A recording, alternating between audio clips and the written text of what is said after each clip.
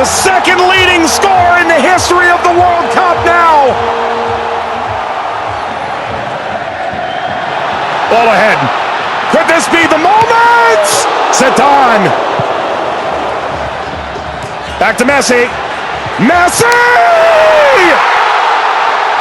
നിലവിലെ world ചാമ്പ്യന്മാരായിട്ടുള്ള Argentina ഒരു മികച്ച രീതിയിലാണ് ഈ വേൾഡ് കപ്പിൽ ഇതുവരെ കളിച്ച രണ്ട് കളിയിലും മുന്നോട്ട് പോയിക്കൊണ്ടിരിക്കുന്നത്. പോരാത്തതിന് വേൾഡ് നമ്പർ 1 ആയിട്ടുള്ള മെസ്സി ഒരു ഹാട്രിക് അടക്കം 5 ഗോൾ അടിച്ച് ടോപ്പ് സ്കോററുമാണ്. അപ്പോൾ എന്തായാലും അർജന്റീന തൂക്കുമെന്നാണ് ഞങ്ങളുടെ ഒരു വിലയിരുത്തൽ.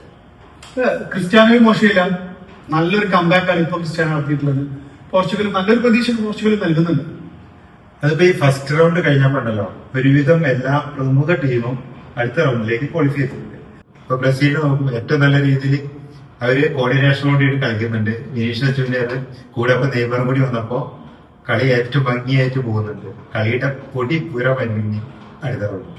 നാട്ടിലെ ആവേശമൊക്കെ നല്ല രീതിയിലുണ്ട്. പക്ഷെ ഇടയ്ക്കിടയ്ക്കുള്ള ഈ മഴയും കറണ്ട് പോക്കുമാണ് ഏറ്റവും വലിയ വെല്ലുവിളി. ഈ മഴയും വെല്ലുവിളിയും പറഞ്ഞപ്പോഴാണ് നാട്ടിലിപ്പോ ഭയങ്കര വെല്ലുവിളിയായിട്ട് നിന്നത് ഷിഗല്ലയാണ്. എന്താണ് ഈ ഷിഗല്ല, എന്താണ് ഇതിന്റെ ലക്ഷണങ്ങൾ കൂടി ഡോക്ടർ പറയും? ഷിഗല്ല ശരിക്കും ഒരു വയറിളക്ക രോഗമാണ്. അത് ഒരു ബാക്ടീരിയയാണ്.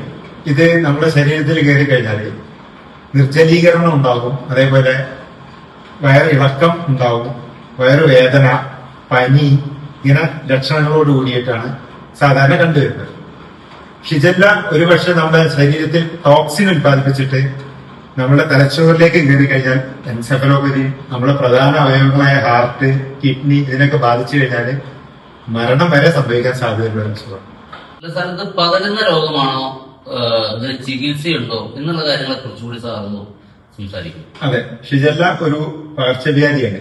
വൃത്തിഹീനമായ ജലത്തിലൂടെയും ഭക്ഷണ പദാർത്ഥങ്ങളിലൂടെയാണ് ഷിഗല്ല നമ്മുടെ ശരീരത്തിലേക്ക് എത്തുന്നത്. എത്തിക്കഴിഞ്ഞാൽ നിർജ്ജലീകരണം സംഭവിക്കും. അപ്പൊ നിർജ്ജലീകരണത്തിനെ കറക്റ്റ് ചെയ്യാൻ വേണ്ടി വേണ്ടത്ര ORS പാനീയങ്ങൾ കഴിക്കുക. പിന്നെ ഡോക്ടറുടെ നിർദ്ദേശപ്രകാരം വേണ്ട ആന്റിബയോട്ടിക്കുകളും ഇതിന് ചികിത്സയായിട്ടുണ്ട്. സാർ, ഈ ഷിഗല്ല പകരാതിരിക്കാൻ നമ്മൾ എന്തൊക്കെ മാർഗങ്ങളാണ് സ്വീകരിക്കേണ്ടത്? ഇതിന്റെ പ്രതിരോധ മാർഗങ്ങൾ എന്ന് പറയുന്നത് വളരെ ലളിതമാണ്. പ്രധാനമായും തിളപ്പിച്ചാറിയ വെള്ളം മാത്രമേ നമ്മൾ കുടിക്കാനും ഭക്ഷണം പാകം ചെയ്യാനും ഉപയോഗിക്കാൻ പാടുള്ളൂ. നമ്മൾ ടോയ്ലറ്റിൽ പോയി കഴിഞ്ഞാൽ കൈകൾ സോപ്പിട്ട് കെട്ടി ശുദ്ധമാക്കി വെക്കണം. അതുപോലെ തന്നെ കിണറുകളിലെ വെള്ളം കൃത്യമായ ഇന്റർവെല്ലിൽ ഫ്ലോറിനേറ്റ് ചെയ്ത് അണുവിമുക്തമാക്കാനും ശ്രദ്ധിക്കണം. ഇതൊക്കെയാണ് ഇതിന്റെ പ്രധാനപ്പെട്ട പ്രതിരോധ മാർഗം.